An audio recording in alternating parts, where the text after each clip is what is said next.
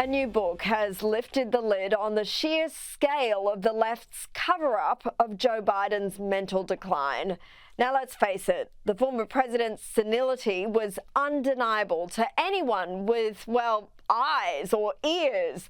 Yet the Democrats, with the help of much of the mainstream media and Hollywood elite, conspired to conceal his deterioration from the American people and the world. It's only now we're learning how big that con job was.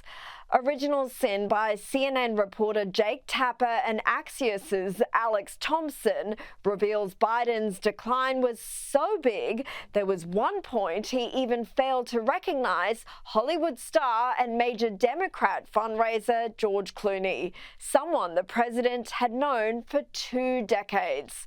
From the book, Clooney was shaken to his core. The president hadn't recognized him, a man he had known for years. Poor Clooney. You can imagine what a blow to the ego that must have been. A real "don't you know who I am" moment.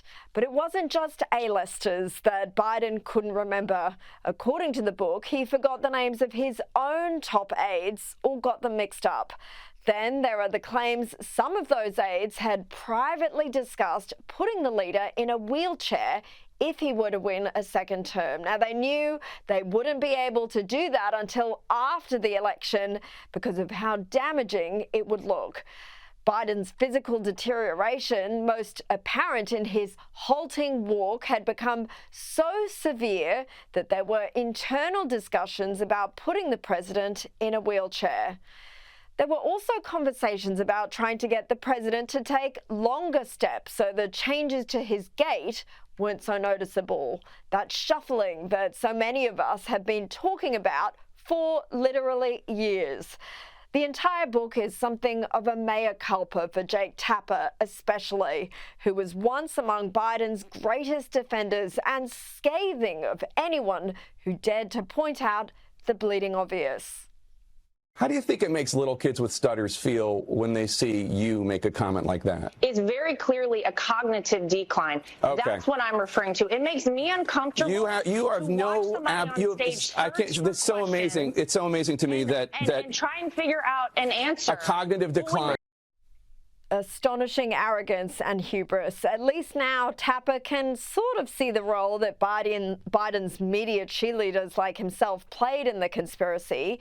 He told his own network that criticism of left-wing media from conservatives for failing to report on Biden's impairment at the time was fair, and he looks back at his own coverage of the presidency with humility.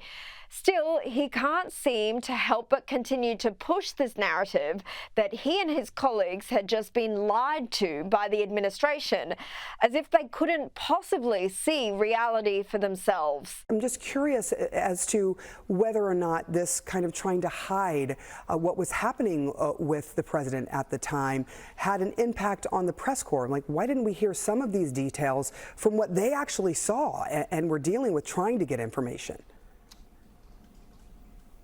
Well, Alex Thompson and I were on the case, as were lots of other reporters, trying to figure out what was going on behind the scenes. But the bottom line is the White House was lying. And as far as the Bidens go, well, denial still runs deep. A Biden spokesperson said in a statement to Axios in response to the book, yes, there were physical changes as he got older, but evidence of aging is not evidence of mental incapacity. We are still waiting for someone, anyone, to point out where Joe Biden had to make a presidential decision or make a presidential address where he was unable to do his job because of mental decline. Well, allow me to help. I present Exhibit A, a small sample of times Biden didn't do his job properly because of mental decline. And I want to thank that fellow down under. Thank you very much, pal. Appreciate it, Mr. Prime Minister. Making sure that we're able to make every single solitary person eligible for what I've been able to do with the with the COVID. With dealing with everything we have to do with. Look, 40% fewer people coming across the border illegally. That's better than when he left office. And I'm going to continue to move until we get the total ban. on the total initiative relative to what we can do with more Border Patrol and more asylum officers. President Trump? I really don't know what he said at the end of that sentence. I don't think he knows what he said either. So while it's great to have some self-reflection in the media and finally some real reporting from those within these progressive outlets, it's all too little too late. Of course, it's far easier to rip into Biden and his administration when they're already far gone and President Trump is comfortably sitting in the White House. Next time, let's see some scrutiny when the stakes are actually high.